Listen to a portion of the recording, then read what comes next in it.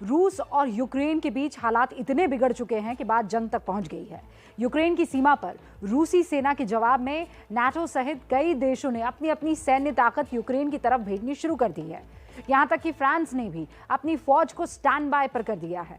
हालात अगर जल्दी सामान्य नहीं हुए, नॉर्मल नहीं हुए, तो लड़ाई के पूरे आसार इस वक्त दिख रहे हैं।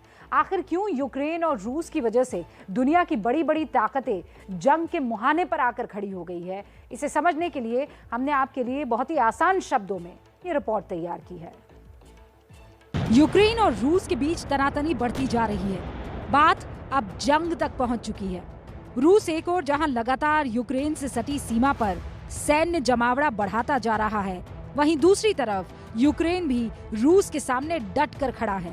ताजा खबर ये है कि अमेरिका ने यूक्रेन की राजधानी कीव से अपने राजदूतों को हटाना शुरू कर दिया है। यूक्रेन में मौजूद अमेरिकी एम्बेसी ने आदेश जारी किया है कि कीव में जो भी डिप्लोमैट्स, अमेरिकी अधिकारी और उनके परिवार वाले मौजूद हैं, वो फौरन वहां से निकल जाएं। जाहिर है ये संकेत है रूस और यूक्रेन के बीच तनाव के बढ़ने का। सबसे बड़ा सवाल यह है कि आखिर रूस और यूक्रेन के बीच लड़ाई छिड़ने की नौबत क्यों आ गई।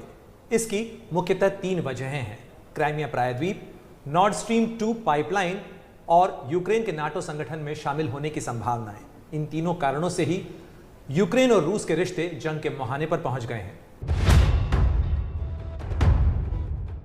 दरअसल साल 2014 में यूक्रेन और रूस के बीच क्राइमिया प्रायद्वीप को लेकर बहुत बड़ा विवाद हुआ।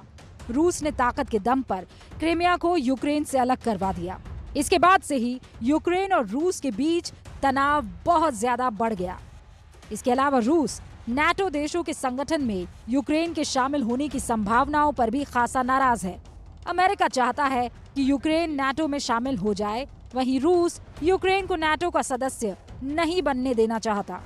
ताजा विवाद रूस की नॉर्ड स्ट्रीम 2 पाइपलाइन से पैदा हुआ है, क्योंकि इससे यूक्रेन की कमाई का बड़ा हिस्सा बंद होने वाला है।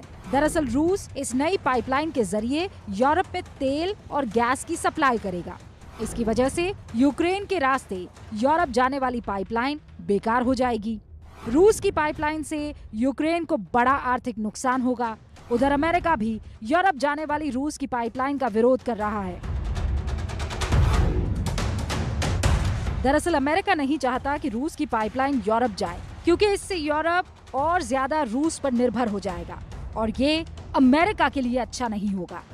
इसमें सबसे अहम भूमिका जर्मनी की भी है, क्योंकि रूस की इस सप्लाई का बड़ा हिस्सा जर्मनी को जाने वाला है। चूंकि जर्मनी यूरोप की सबसे बड़ी अर्थव्यवस्था है, इसीलिए रूस की ये पाइपलाइन उसके लिए बेहद अहम है।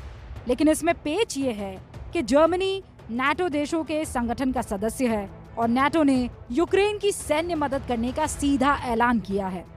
शायद इसीलिए भारत दौरे पर आए जर्मनी के नौसेना प्रमुख को यूक्रेन के खिलाफ दिए बयान के बाद अपने पद से इस्तीफा देना पड़ा। ताकत की तुलना करें तो रूस के आगे यूक्रेन की सेना छोटी और कमजोर है। रूस जहां सैन्य महाशक्ति है, तो वहीं यूक्रेन की सेना उसके सामने कुछ भी नहीं। लेकिन इसका यह कतई मतलब नहीं कि यूक्रेन रूस के आगे झुक जाए। नाटो और यूरोप के कई देशों ने यूक्रेन को सैन्य सहायता देना पहले ही शुरू कर दिया है।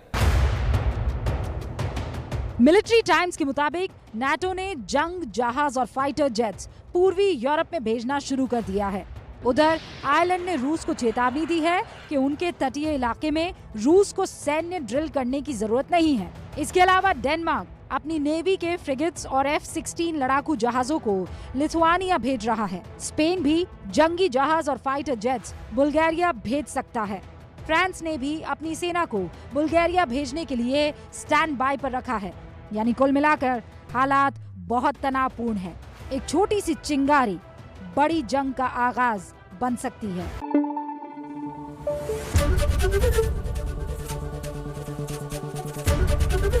एबीपी न्यूज आपको रखे आगे।